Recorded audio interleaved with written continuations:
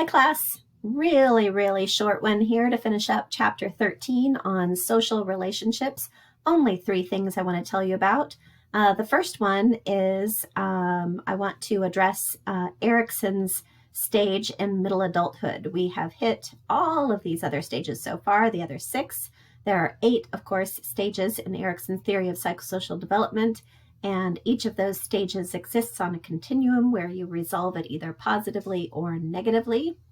We looked at infancy, trust versus mistrust, autonomy versus shame and doubt, initiative versus guilt, industry versus inferiority, identity in adolescence, and intimacy in young adulthood. The crisis in middle age is called generativity versus stagnation.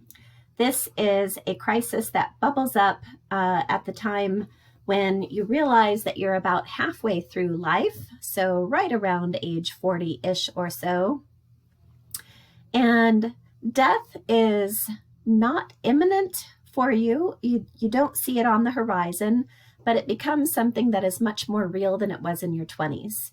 You may start seeing, you may have a parent die, or some of your older friends may have parents die.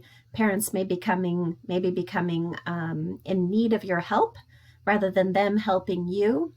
And so as death becomes something that is more real, it causes something to bubble up inside you that says, will it matter if I lived?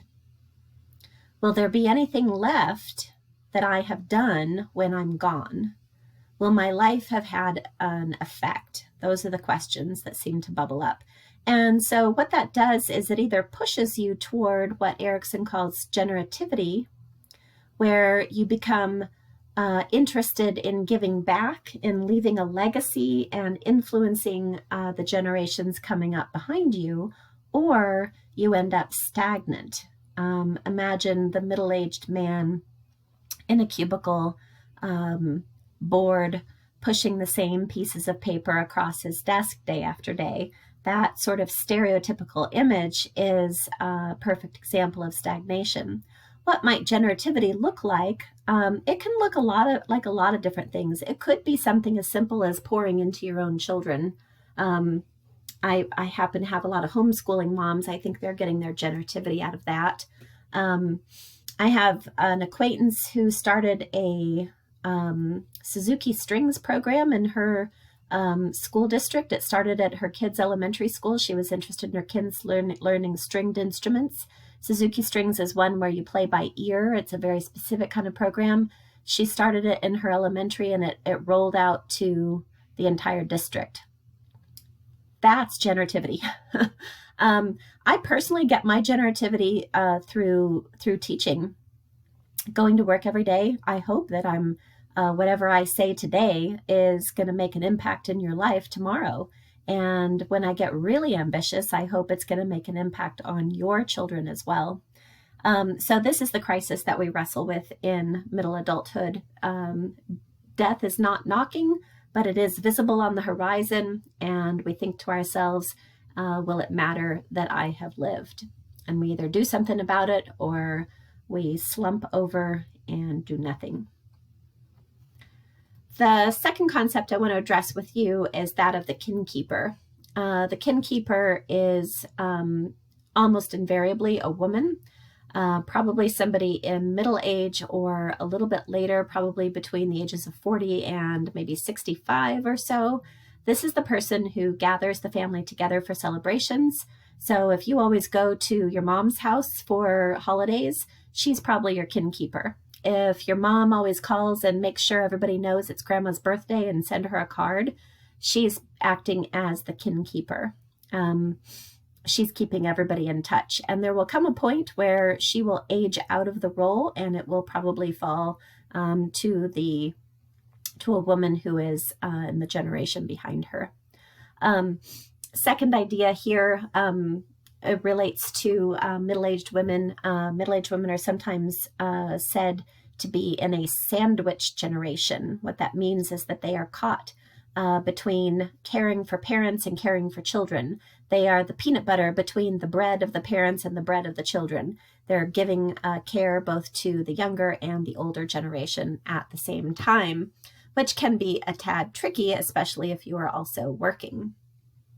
The third and final concept for social relationships in middle adulthood is the idea of the boomerang kid. A boomerang kid is a young adult who has lived on their own for a period of time and returns to the parents to live there, probably because of financial issues or unemployment or the high cost of living on their own. We saw this concept in Chapter 10 on emerging adulthood, and here we are getting it and with this term of the boomerang kid. Just an interesting note, sometimes this is perfectly normal occurrence that happens these days because of the economy that we have, and sometimes it's a bit more negative. A young adult who had permissive parents who didn't have standards for them and always did a lot for them might be more likely to have a boomerang kid come back and sort of take advantage.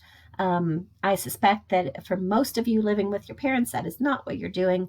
You're working hard, contributing to the home, and that is not that sort of negative version, but that is a much more normal and adaptive version.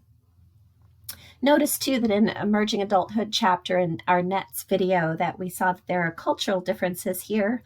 Many of our Hispanic families, because they place such an emphasis on family, don't even remotely expect their young adults to leave until they're financially stable and or married. And so being at home at 22, 25, 26 is not considered anything even remotely negative. In fact, they would think it was weird if the kid wanted to go out and strike out on their own. That's a little bit different in the white and African American families, who are more likely to expect that the child will launch on their own, even if it is a bit of a financial struggle.